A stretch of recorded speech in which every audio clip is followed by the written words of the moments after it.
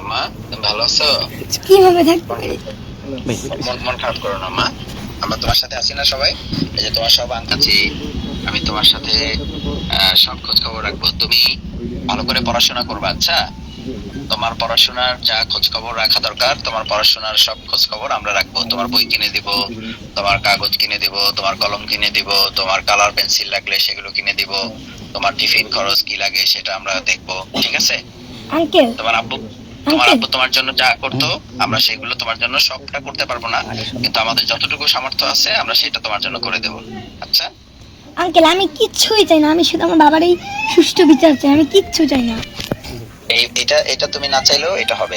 তুমি জানো যে তোমার ইতিমধ্যে 4 জনকে সম্ভবত গ্রেফতার করা হয়েছে, আরো গ্রেফতার করা হবে, এবং এটা বিচারের জন্য আমি অলরেডি বলে দিয়েছি চাচু। আমি এটা অলরেডি বলে দিয়েছি, পুলিশকে বলে দিয়েছি, এবং আরো হায়ার অথরিটি যারা আছে তাদেরকেও আমি কথা বলেছি। এটা বিচার হবে ইনশাআল্লাহ, তুমি নিশ্চিত থাকো, এটা বিচার হবে, ঠিক আছে? বিচার হবে, এবং তুমি পড়াশোনা করবা। তুমি পড়াশোনা করে যদি মানুষের মতো মানুষ হতে পারো, তাহলে এটা একটা বিচার হবে যে তোমাকে কেউ থামিয়ে দিতে পারেনি, ঠিক আছে? জি ভাই, আসসালামু আলাইকুম। জি, আর দাদা ভাবি কোথায়? আছে, আমি তাকে দিয়ে দিছি, একটু কথা বলেন। নমস্কার ভাবিকে দাও। দাদা। আমি চাই যে আমার মতো স্বামী ছাড়া কেউ না হয়, সন্তান ছাড়া যেন কেউ না হয়। আমি চাই আমার স্বামীর হত্যাকারীর বিচার। এটা বাউফলে আমরা সবগুলো খোঁজ খবর রাখবো, সবগুলো খোঁজ খবর রাখতেছি, আমরা খোঁজ খবর রাখবো। আপনি আমাদের ভাতিজি যেটা আছে, ছোট বাচ্চাটা, ওর পড়াশোনার খোঁজ খবরটা আমরা রাখবো, ঠিক আছে? আজকে আমার একটা ছেলে নাই। আমি কিভাবে আমার মেয়েকে নিয়ে বাঁচবো, কিভাবে চলবো? এই ছেলেটাই হবে আপনার, মানে এই মেয়েটাই হবে আপনার ছেলের যে ভালো, ইনশাল্লাহ। ইনশাল্লাহ সেভাবে ও তৈরি হবে, এবং তার জন্য আমাদের যা করা দরকার সেটা আমরা করব। আর আপনি আপনার আপনার জন্য, আপনি যদি চান যে আপনি কোথাও কোনো একটু কষ্ট করে কোনো সার্ভিস, কোনো চাকরি বা কোনো জব আপনি করতে চান, তাহলে সেটা আমি আপনাদের যারা আছেন ওখানে, আমাদের নেতৃবৃন্দ আছেন, ওনাদেরকে আমি বলে দেব যে বাউফলের মধ্যেই কোথাও আপনাকে একটা সেটেল করা যায় কিনা। আপাতত কিছু আয়ের উৎস যদি বের করে দেওয়া যায়, সেটা আমরা ব্যবস্থা করব, ঠিক আছে?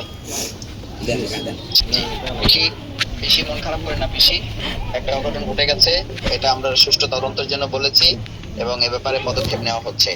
আপনি দুশ্চিন্তা করেন না, এটার ব্যবস্থা নেওয়া হবে। প্রশাসনিক ভাবে আমি কথা বলেছি, ইতিমধ্যে আসামি গ্রেপ্তার হয়েছে, এবং বাকিদেরকেও গ্রেপ্তার করা হবে, এবং আইনের সর্বোচ্চ মানে ব্যবহার এখানে করা হবে, যাতে করে পরবর্তীতে আমাদের বাউফলে এরকম আর কোনো অঘটন ঘটতে না পারে। সেটার একটা দৃষ্টান্তমূলক বিচার আমরা এখানে করার ব্যাপারে প্রশাসনকে বলেছি, এবং এ ব্যাপারে আমরা ব্যবস্থা নেব। আচ্ছা, ঠিক আছে। চিন্তা করেন। আমি শুধু এইটুকুই চাই। আমি শুধু এইটুকুই চাই যে আমার ছেলের সঠিক বিচারটা।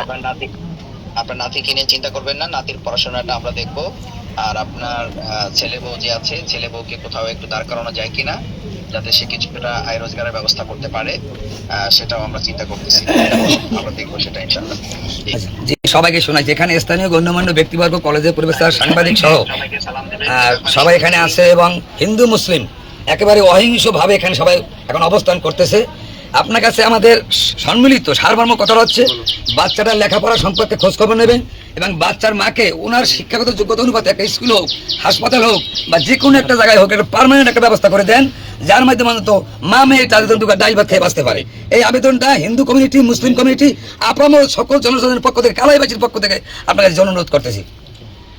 জি দাদা, এটা এটা আপনি বলেছেন, আপনার সাথে তো আমার আগেও কথা হয়েছে।